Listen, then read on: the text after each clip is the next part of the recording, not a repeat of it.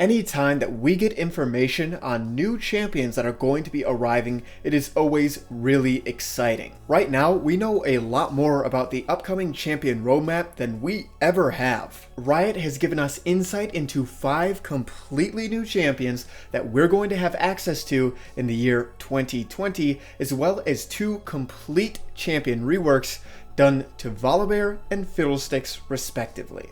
Now, if you haven't already, make sure to check out our website, GameLeap.com. There we have hundreds of guides, all done by challenger players, sorted into a quick and easy to use courses system. We have courses both on the 5 fundamental roles as well as champion specific courses, so if that is something that interests you, then make sure to check us out using the link in the description below. Kicking things off right away, the next new champion is going to be Senna. Senna is going to be a marksman, but she's not going to be a typical marksman. You see, Senna is the first marksman that is designed to be played in the support role. She's going to have massive range as well as more utility, and her attack speed is going to be a little bit lower than typical marksman champions. Senna is going to have an infinitely scaling passive. Every time that an enemy champion dies nearby her, it will drop a ghoul, and minions and monsters will also occasionally drop ghouls that she can consume to get a stack of her passive. Every stack of her passive that she gets is going to give her 1 additional AD, and every 20 stacks of her passive is going to give her 25 additional range. On top of this 25 additional range, she's also going to be getting 15% crit for every 20 stacks, and if she overcaps on crit chance, that crit chance is going to turn into lifesteal. Senna will not be able to get any additional AD through stat growth and will be completely reliant on any items and her passive for any AD that she gets. Her basic attacks also do a little bit bonus physical damage, and her crits are going to deal a little bit less damage than a normal crit would do.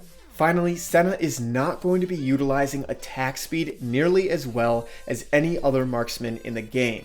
All of these are safeguards to ensure that Senna is not played in the ADC role and does indeed stay as a support. Now, moving on to Senna's Q, it's going to be a line skill shot very similar to Lucian's Q. The cast time on the ability is going to scale down based on how much attack speed Senna has, and it's going to be dealing physical damage to enemy champions while healing allied champions. Her Q is going to be an auto attack reset, and auto attacks are going to put the ability on a 1 second lower cooldown.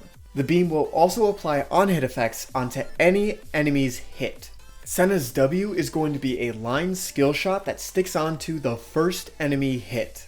After 1 second, that enemy, as well as anything within a certain range, is going to be rooted. If the target that is affected by her W dies before 1 second, then the root will immediately trigger from there. This is her most straightforward ability and her only form of CC. It is a relatively slow moving projectile, so it will be pretty easy to dodge, but it'll be a very good ability, especially for kiting or running away from enemy champions. Senna's E is going to be an AoE buff that obscures any allies in that AoE. They will remain obscured unless somebody walks completely into melee range against these champions. If that ally uses a basic attack or casts an ability, then it will also break the obscurity, allowing the enemy champions to see them for 1.5 seconds. This is probably Senna's most overpowered ability because she can stealth her entire team, which gives them movement speed and makes it impossible to tell who is who. Finally, Senna's ultimate is going to be a global line skill shot that deals damage to enemy champions and shields any allies hit. Now, this is going to be a massive teamfighting ultimate because you're pretty much guaranteed to hit every single champion in the game. The skill shot is as wide as a lane, and it is insanely fast, meaning you're really not going to be missing it. Now, I don't expect her to keep every single mechanic that she has right now for very long after her release. In fact, this might be the most over-kitted champion I have ever seen, and I've been playing the game for more than 10 years. It'll be very interesting to see what Riot does decide to end up removing from her kit in order to balance her. Moving on, the next champion that Riot has given us a little bit of information on is the next ADC. Now, at this point, we really don't know all that much other than the champion is going to be an ADC, and it's going to be focused around faith and sacrifice. They've also suggested that you can swap weapons with this champion, so it might be something very similar to Qiyana, or we might be seeing a new transformation champion. It's most likely that there's going to be 3 different weapons that you can swap between, but we don't know anything for sure yet. It's also been announced that we're going to be getting a new Juggernaut, finally. Like the other Juggernauts, this champion is going to excel in close quarters. The prompt that we were given suggests that he's going to have some way to store damage and deal it back, which is a really exciting mechanic because it deals a lot with timing and using it properly.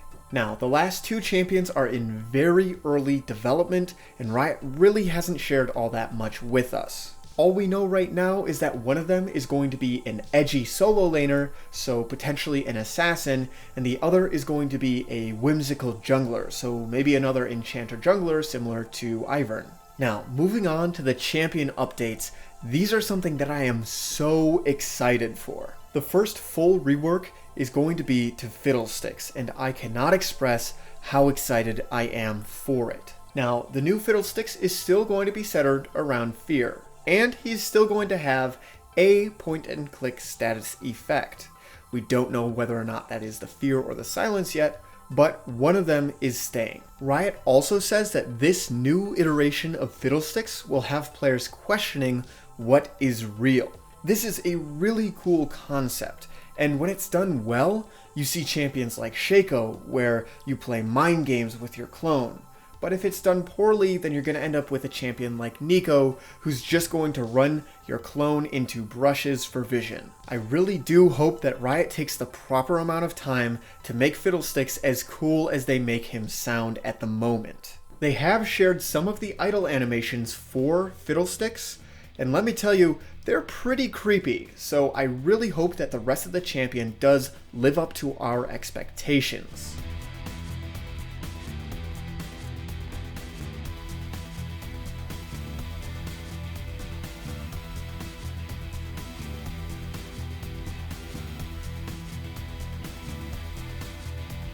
Now, moving on to the next full champion rework, we have Volibear. Riot has finally settled on a direction that they want to go with Volibear, and his theme is going to be a god of storms. He's going to be raining thunder down on both enemy champions as well as structures, which is pretty cool because most abilities just can't target structures.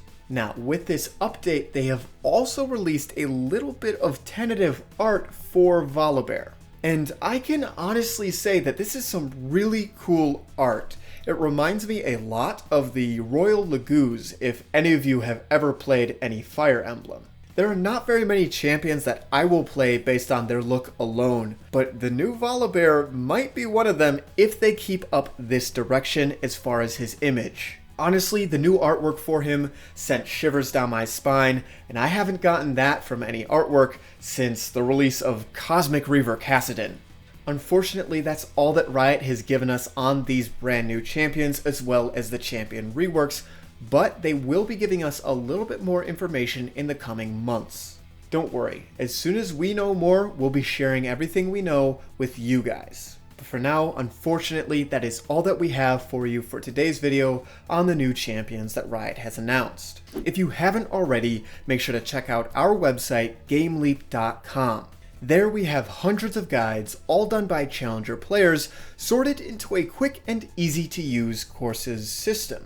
We have courses both on the 5 fundamental roles as well as champion specific courses, so if that is something that interests you, then make sure to check us out using the link in the description below. I have checked out a lot of the content on there myself personally, and I can honestly say it is all very high quality. If you are looking for a learning tool to help you improve your League of Legends gameplay, then our website is definitely the site for you. As always, I'm Panther. I hope you learned something valuable, and I will see you in the next one.